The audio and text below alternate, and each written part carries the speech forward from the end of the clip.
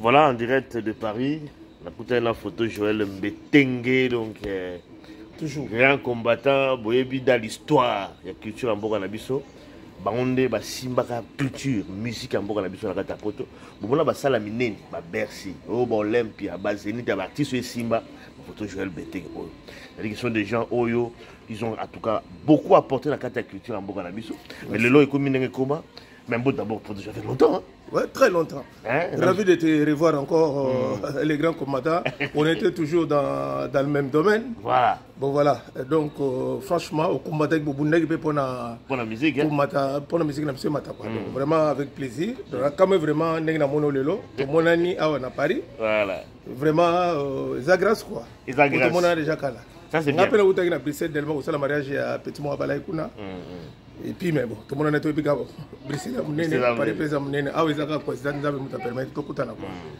effectivement. Photo Joël, mais musique on peut et là, puis musique à part moi et si ça bien peut carrière dans la photo. Est-ce que quelque part il faut tout ça là pour la musique musique est là, musique est là. La musique est aux Arabes, tout le monde a la Bercy. Non, mais parce que c'est ton époque. Que ce soit sur le tout le monde va gêner. Oh, il y a l'élo. Où tu n'es que musique est là. Parce que toi aussi, t'as fait. Toi aussi, non. Parce que à chacun son époque. L'époque, l'époque à Pétion, l'époque à Warrior, l'époque à Gaulois. Ma camaison qui est bien, ma petite défaté, ma petite, ma jour relève pendant ça, Syrie, musique, n'a plus quoi. Et le ça l'a plaisir. La production également, tout c'est la base de la production parce que. Mais quand on a la production, ma camarade, autant musique, ah, au bêta, ah, autant aussi là qui, ou quand c'était pour volontaire, bah tu peux te saler musique ici là. Pour le lot congolais les là qui. Il y a un moment qui va connaître ça qui n'est pas musique, à côté de battre musique ici là. Et tant on sent que ça y est, mon d'abord, mon nègre sont malé, puisque nous minutes on nègre zalaki, sur le monsieur qui te combattre, les étrangers vont diriger biso. Étranger dans le ça sur la boca, il y a Congoté. C'est comme un vrai Congolais de père et de mère, Fachi béton. Toujours.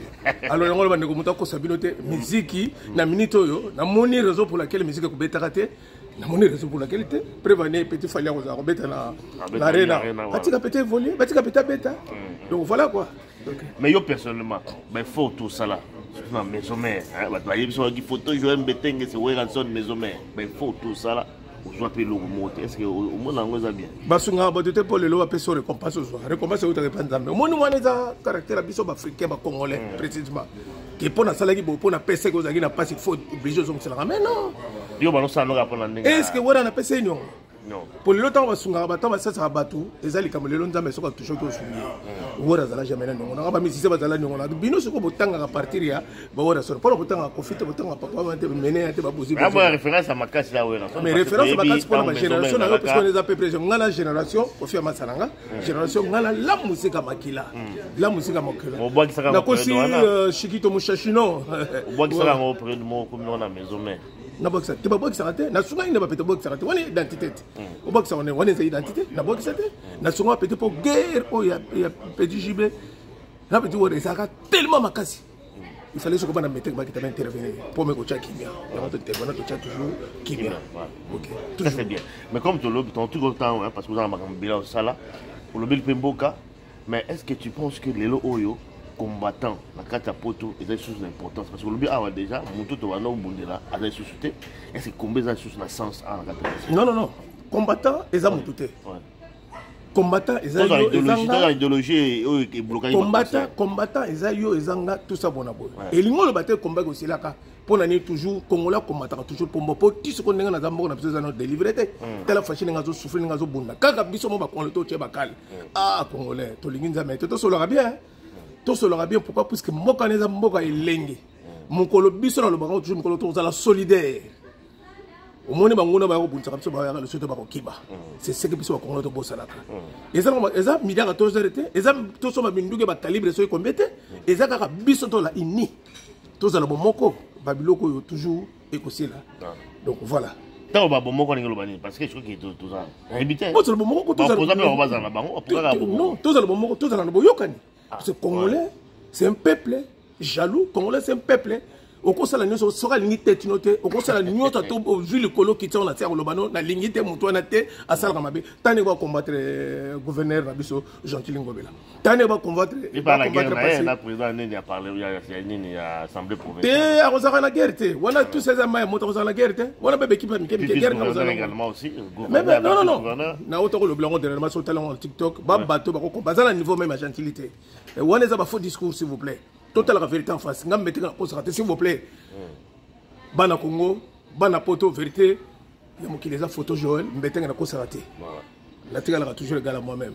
Merci en tout cas, c'était un plaisir à Koutana, le toujours. Ouais, justement, on a pessi.